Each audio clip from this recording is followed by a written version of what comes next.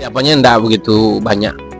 Yang jelas sosialisasi dengan seluruh warga sekolah bahwasanya kita akan melaksanakan peringatan Maulid Nabi.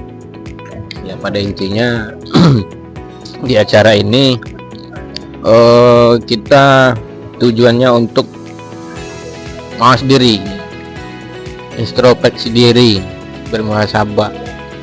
Artinya setiap ada tanggal-tanggal merah, momen-momen tertentu yang diciptakan oleh pemerintah, ya artinya kita memberitahu kepada kita bahwa tanggal merah itu hari itu. Nah, momen itulah yang kita gunakan untuk melihat kekurangan kita, apa yang kurang.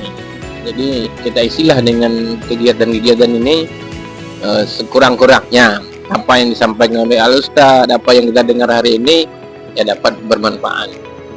Ya di samping itu persiapannya yang paling konsumsi apa segala macam, yaitu swadaya daripada kawan-kawan lah, masing-masing siapa saya bantu ini, saya bantu ini, saya bantu ini.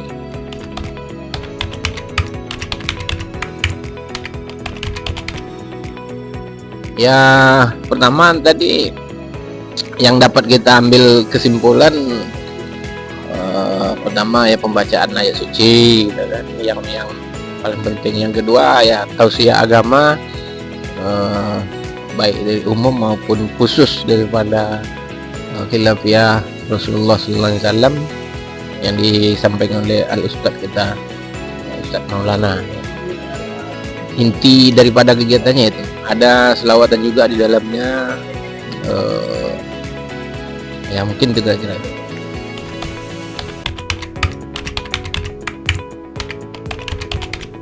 Kalau siswa boleh dikatakan yang muslim ya 99%, karena ibaratnya kita memang mengarahkan kepada anak-anak yang muslim, boleh dikatakan kita wajibkan ikut. Kecuali yang non muslim memang tidak diliburkan, tetapi mereka ada kegiatan tersendiri di belakang sana pula, ibaratnya kerohanian lah. Kemudian untuk bapak ibu gurunya juga kita tekankan, apapun itu keyakinannya, yang jelas yang tujuannya sama, ya mari sama-sama kita bekerja sama, ikut berpartisipasi, ya walaupun tidak bisa hadir, ya sekurang-kurangnya dia bisa membantu dengan cara yang lain. Kemudian juga ada melibatkan orang tua, mungkin informasinya kurang sampai gitu kan. Saya tengok tadi persentase kehadiran orang tua memang minim.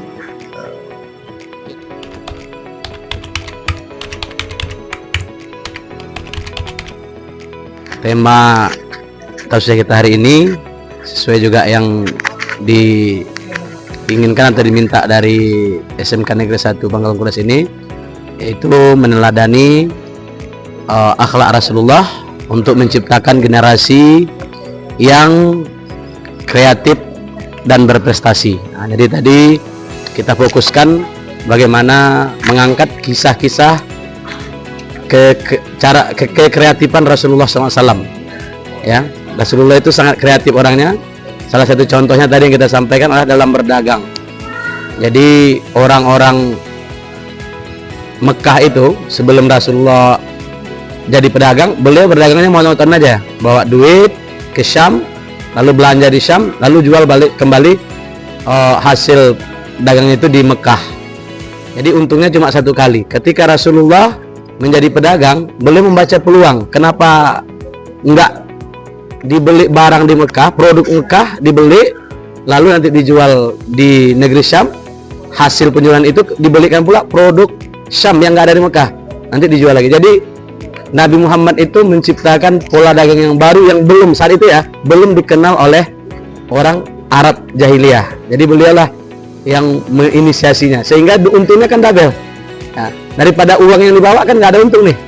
Nah, cuma satu kali aja barang yang dari sana dijual di Mekah baru dapat untung. Kalau ini enggak, untung pertama barang Mekah, tentu namanya pedagang nggak mungkin dia jual modal dong.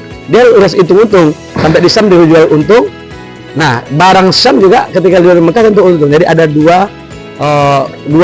dalam satu kali perjalanan dagang Rasul dapat dua untung. Jadi kalau orang keuntungannya umpamanya cuma 100 juta, maka Rasulullah pasti 200 juta. Itu kan contoh bagaimana Rasulullah itu memang kreatif dalam membaca situasi, dalam bertindak, dan beliau memang visioner gitu kan.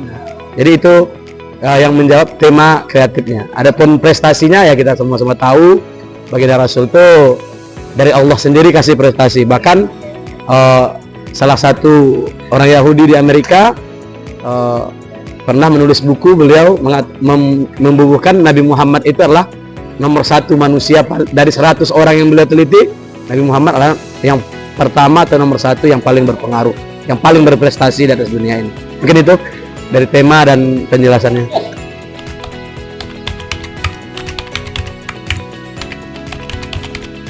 Ya, karena ini kita bicara di lingkungan pendidikan, tentu tadi saya lebih banyak menekankan ke adik-adik, siswa dan siswi SMK ini.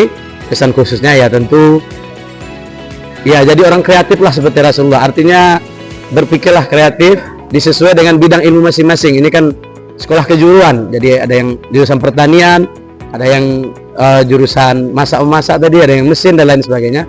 Tentu kita berharap suatu saat adik-adik kita ini menjadi orang yang kreatif sehingga bisa menciptakan inovasi baru sesuai dengan jurusan dia tadi. Kalau pertanian ada inovasi baru di pertanian, kalau permesinan juga ada inovasi baru di permesinan. Itu untuk yang siswanya. Dan ada juga tadi saya tekankan untuk orang tua bahwa untuk menciptakan anak-anak ini berkreatif dan berprestasi, tak cukup hanya mereka, tak cukup hanya guru, tapi juga harus peran orang tua. Karena dalam agama kita diajarkan orang tua itu atau rumah tangga itu atau keluarga itu adalah madrasatul ula.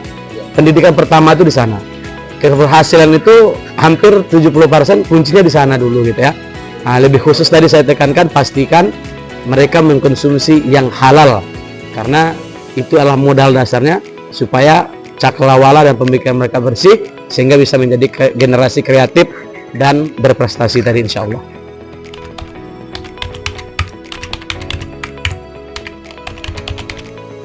Ya, saya tadi di ceramah juga di pembukaan ceramah sudah saya sampaikan, saya sederhana aja mengharapkan generasi kita muda kita ini menjadi generasi penerus dan pelurus. Mereka nanti karena 10, 20 tahun, 30 tahun akan datang, mereka lah yang akan memegang peran di bangsa ini. Maka kita tidak pesimis. Banyak yang baik yang telah dilakukan oleh pendahulu kita. Mudah-mudahan bisa sampaikan lanjutkan. Tapi juga kita tidak menutup mata. Ada yang kurang elok. Bahkan sekarang sering kita baca di media kan, banyak hal-hal yang kurang elok lah, seperti korupsi, membanyaknya. Jadi yang begitu mudah-mudahan mereka besok ketika memegang bisa meluruskan. Jadi intinya penerus plus pelurus. Jangan penerus melulu ya. Kalau cuma meneruskan aja, ya berarti yang korupsinya diteruskan juga dong. Enggak, kita ingin meneruskan yang baiknya dan meluruskan yang bengkoknya. Itu saya dari saya. Lanjut Bang. Baik, terima kasih. Kami sedikit saja, ya namanya insan pendidik. Ya, kami selaku orang yang pertama itu ya di lingkungan pendidikan, harapan kami anak-anak ini adalah menjadi generasi penerus yang mampu, yang bisa mentauladani sikap atau perilaku Rasulullah Sallallahu Alaihi Wasallam dimanapun mereka nanti mengabdi bekerja. Tapi yang jelas intinya yang namanya SMK ini kan mencetak tenaga kerja.